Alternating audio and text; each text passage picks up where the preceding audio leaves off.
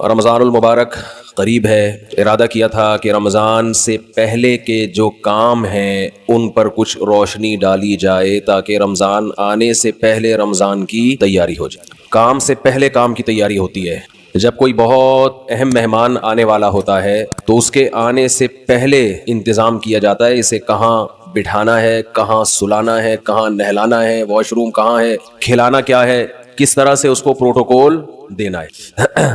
آنے کے بعد نہیں ہوتا یہ کام. تو رمضان آنے سے پہلے اگر ہم اس کی تیاری کر لیں گے تو اس مہمان کی انشاءاللہ قدر ہوگی, اور عزت دار انسان کو اگر عزت دی جائے تو وہ اس کا بدلہ ضرور دیتا ہے. دو قسم کے لوگ ہوتے ہیں نا, ایک احسان فراموش ہوتے ہیں اور ایک وہ ہوتے ہیں جو تھوڑے سے احسان کا بدلہ بھی بہت زیادہ دیتے ہیں.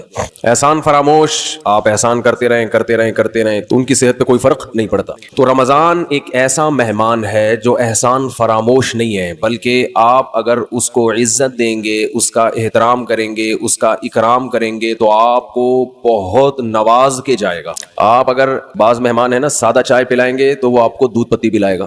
آپ اسے انڈے والا برگر کھلائیں گے تو وہ آپ کو پیزا کھلائے گا. کچھ مہمان ایسے ہوتے ہیں. آپ اگر اسے بغیر بوٹی کی بریانی کھلائیں گے تو وہ آپ کو گوشت والی بریانی کھلائے گا. تو رمضان ایک ایسا مہمان ہے جو تھوڑا سا اکرام کرنے پر بھی آپ کو بہت زیادہ نوازتا ہے. تھوڑا نہیں نوازتا, لیکن رمضان کی جو نوازشیں ہیں, رمضان کے جو تحفے ہیں, جو رمضان آپ کو گفٹ دے گا اگر آپ اس کو عزت دیں گے تو وہ اس کا گفٹ ہونا ان لوگوں کی سمجھ میں آتا ہے جن کا آخرت پر ایمان ہو.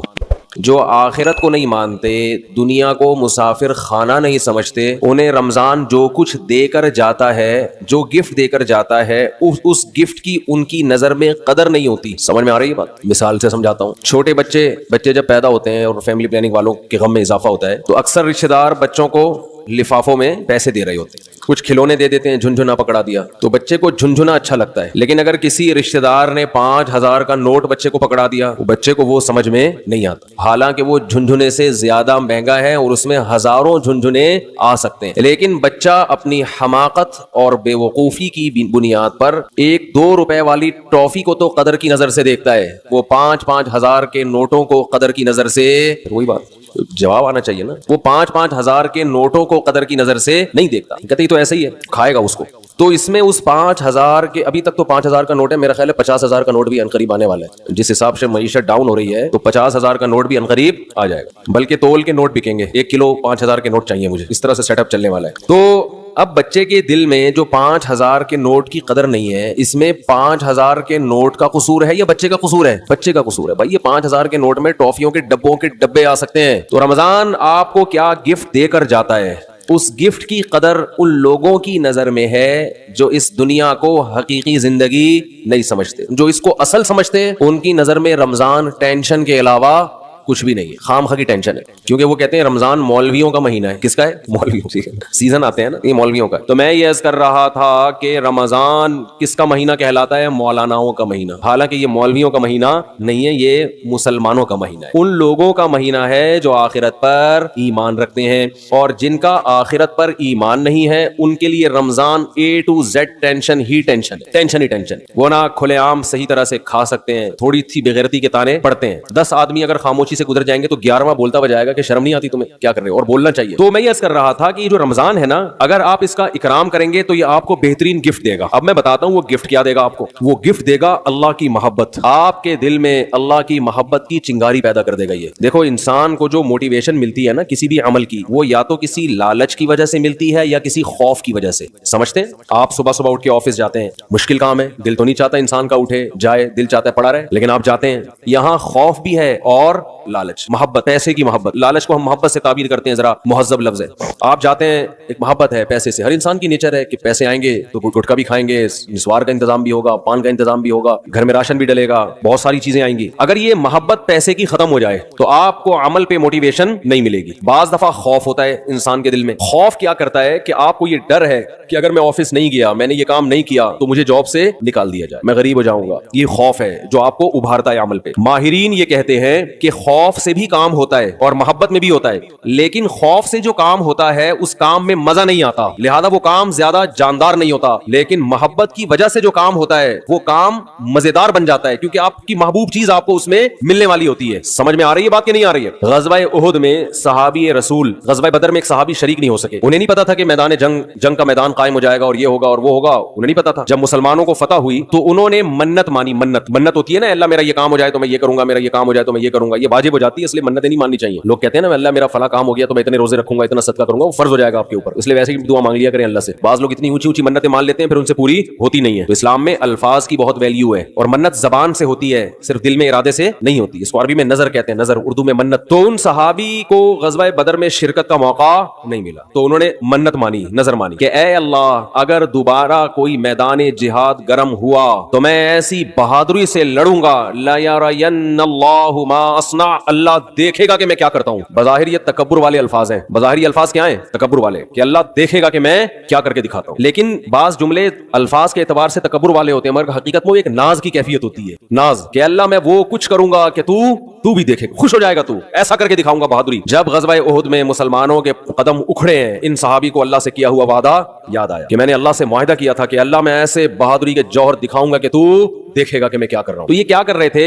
کھجور کھا رہے تھے نا, تو کھجور کا تھیلا انہوں نے پھینکا اور انہوں نے کہا کہ جنت اتنی قریب ہے میرے, اور کھجور کھانے کا وقت بہت طویل ہے, اتنا ٹائم لگے گا اس میں, یہ تو بہت دیر ہو جائے گی. اور گئے میدان جنگ میں, بہادری سے لڑے, اتنی بہادری سے لڑے اور شہید ہوئے کہ انگلیوں کے پوروں سے, فنگر پرنٹ سے ان کی بہن نے ان کو پہچانے کہ میرے بھائی کی لاش ہے. قرآن مجید کی آیتیں نازل ہوئیں, من المؤمنین رجال صدقوا ما عاهدوا اللہ علیہ فمنهم من قضى نحبه ومنهم ينتظر. مومنین میں بعض ایسے بھی ہوتے ہیں کہ اللہ سے جب کوئی معاہدہ کر لیتے ہیں تو اس معاہدے کو پورا کر کے چھوڑتے ہیں. وہ انہی کے بارے میں نازل. تو جب ان کو یقین تھا کہ جنت میرے سامنے ہے تو انہیں وہ کھجور تناول کرنا بھی مشکل لگا. یہ خوف کی وجہ سے نہیں لڑ رہے کہ اگر میں نہیں لڑا تو جہنم میں جاؤں گا, بلکہ کس کی لالچ میں لڑ رہے ہیں؟ جنت کی اور اللہ کی محبت میں لڑ رہے ہیں. تو انسان جب خوف کی بیس پہ کام کرتا ہے اس میں جان نہیں ہوتی, اور جب کسی محبت اور لالچ میں کام ہوتا ہے تو اس کام میں اس کی کوالٹی بہت شاندار ہوتی ہے. تو اللہ نے ہمیں رمضان کا جو مہینہ دیا, وہ مہینہ اگر آپ اس مہینے کا اکرام کریں گے تو وہ مہینہ آپ کے اندر اللہ کی محبت پیدا کر دے گا. اور جب انسان کے دل میں محبت پیدا ہوتی ہے تو محبوب کے حکم کو فالو کرنا مشکل نہیں اور آسان بھی نہیں, بلکہ مزیدار بن جاتا ہے. 3 درجات ہوتے ہیں نا, حکم کی اتباع کرنا مشکل, اور اس سے اوپر کیا ہے؟ مشکل ختم ہو گئی, نہ مزیدار ہے نہ مشکل ہے. لیکن اس سے اوپر کا درجہ کیا ہے کہ حکم پر عمل کرنا کیا بن گیا؟ مزیدار بن جائے گا. یہ کیفیت انسان کی ہو جاتی ہے. تو اگر آپ رمضان کا حقیقی معنوں میں اکرام کریں گے تو رمضان آپ کو اللہ کی محبت کا گفٹ دے کے جائے گا. وہ کیسے؟ زبان آج بہت خشک ہو رہی ہے, پانی نہیں ہے یا موسم میں شاید خشکی ہے, کچھ ایسا سیٹ اپ ہے, موسم میں خشکی ہے میرا خیال. تو رمضان جو ہے آپ کو اللہ کی محبت کا, جزاک اللہ, اتنا یک ٹھنڈا پانی بس کافی ہے, یہ گرم نہیں ہے, سادہ, پہلے ہی گلا ہمارا بیٹھا رہتا ہے, اوپر سے اور بٹھا دیں گے. تو اللہ کی محبت کا گفٹ دے کے کیسے؟ انسان کی یہ نیچر ہے, یہ فطرت ہے کہ وہ جس کے لیے قربانی دیتا ہے نا, جس کے لیے, تبلیغ والے کہتے ہیں نا, جس چیز پہ جان, مال اور وقت خرچ ہوتا ہے انسان کے دل میں اس کی ویلیو پیدا ہو جاتی ہے. ایک غریب آدمی جو رکشہ چلاتا ہو, سارا دن پسینہ بہاتا ہو, اس کو جو دہاڑی یا جو اجرت ملتی ہے اس اجرت کو وہ بڑی احتیاط سے خرچ کرتا ہے. اور ایک آدمی وہ ہے جس کے ابا کا انتقال ہوا اور 6 رکشے اس کو وراثت میں مل گئے, ایسا بھی ہوتا ہے نا, وہ ان رکشوں کی ایسی کی تیسی, باپ کا مال سمجھ کے لوگ کہتے ہیں نا اڑا رہا ہے, خود تو محنت کی نہیں ہے, ابا سے وراثت میں ملا ہے, اڑا دیتا ہے انسان. تو ہمیں جو ایمان کی نعمت ملی ہے یہ وراثت میں ملی ہے, اس میں ہمارا خون پسینہ, بولو نا کیا ہو گیا, نہیں بہا. ابا چونکہ مسلمان تھے, اماں مسلمان تھیں, اس وجہ سے ہم بھی کیا ہو گئے, تو ایک پسینہ نہیں بہا ہمارا, خون کا ایک قطرہ نہیں بہا, تو فری پھوکٹ میں ہمیں کیا مل گیا؟ حضرت بلال کو اسلام فری میں نہیں ملا. وہ جب مسلمان ہوئے گرم ریتوں پہ لٹایا گیا, ان کو سینے پہ بھاری بھرکم پتھر رکھے گئے. کیا اللہ نے لوگوں, کچھ لوگ کیسے خاندانی بنائے, وہ نظریات کو فالو کرتے ہیں, وہ کلچر کو فالو نہیں کرتے. حضرت بلال کو کیا مل رہا تھا اس میں؟ اچھی والی زندگی گزر رہی تھی, غلام تھے وہ, تو حبشی لوگ غلام ہی ہوا کرتے تھے عربوں کے, کھانا پینا مل رہا تھا, ایک ٹینشن. تو بڑے بڑے پتھر سینے پہ رکھے جا رہے ہیں, گرم ریت پہ لٹایا جا رہا ہے, مگر نعرہ لگا رہے ہیں احد احد, خدا کیا ہے؟ ایک ہے, میں نہیں مانوں. کیسے ویژنری, کیسے نظریاتی. خباب ابن ارت رضی اللہ تعالی عنہ رسول اللہ صلی اللہ علیہ وسلم کے پاس آئے مکہ میں, وہو متوسد ببرد له او کما قال, کہ آپ صلی اللہ علیہ وسلم کی چادر تھی, اس سے آپ صلی اللہ علیہ وسلم کوہنی پہ سر رکھ کے لیٹے ہوئے تھے. لوگ کہتے ہیں مسجد میں سونا منع ہے, ایسی ہمارے علم میں کوئی حدیث نہیں ہے. مسجد میں سونا جائز ہے, البتہ مسجد کو سرائے بنا لینا نا سونے کی جگہ, سارا محلے کو جہاں جگہ نہیں مل رہی تو کہاں کے سو رہا ہے, مسجد میں. یہ غلط ہے. نماز کے لیے آئے مسجد میں آپ, اور اگر کوئی آیا نماز کے لیے سستانے کے لیے ذرا لیٹ بھی جائے تو اللہ کی طرف سے کوئی پابندی نہیں. آئے نماز کے لیے, ہاں یہ نہ ہو کہ سرائے بنا لیا جائے, مسجد کو ہوٹل بنا لیا جائے کہ جس کو جگہ نہیں مل رہی, گھر میں بھی اسے پڑا ہوا ہے, سارے محلے والے یہاں آ جائیں. لیکن بذات خود جائز ہے مسجد میں سونا. اور اگر اکا دکا کبھی کوئی مسجد میں آ بھی جائے صرف سونے کے لیے تو بھی کوئی ناجائز نہیں ہے. ناجائز اس وقت ہوگا جب اس کو عام معمول لوگ بنا لے. حضرت علی رضی اللہ تعالی عنہ کی کچھ ناراضی ہوئی حضرت فاطمہ سے, میاں بیوی میں ہوتی ہے, تو آپ صلی اللہ علیہ وسلم جب گھر گئے حضرت فاطمہ سے ملے, پتہ چلا بھائی کچھ ناراضی ہوئی ہے, اور حضرت علی مسجد چلے گئے. تو وہاں حضرت علی مٹی میں لیٹے ہوئے تھے, آرام کر رہے تھے. اسی پہ آپ صلی اللہ علیہ وسلم نے فرمایا ابا تراب, اے مٹی والے. تو اسی کے بعد حضرت علی اپنی کنیت کیا کہتے تھے, ابو تراب. اس سے پتہ چلتا ہے کہ اگر کوئی مسجد میں آگے لیٹ جائے تو اللہ کی طرف سے کوئی پابندی نہیں ہے. لیکن یہ ضرور ہے کہ لوگ اس کو سنو کے سارے محلے والے لیٹے ہوئے, یا لیٹنے کی جگہ ہی بنا لی. کبھی کبھار ہو جاتا ہے انسان سے. مسجد والے بعض دفعہ بہت سختی کرتے ہیں. اب سفر میں جب ہم چلتے ہیں نمازیں پڑھتے ہیں, سفر کے دوران بعض دفعہ انسان 2 رکعت پڑھی ظہر کی, تھوڑا سستانے کے لیے لیٹ گیا تو کوئی ڈنڈا لے کے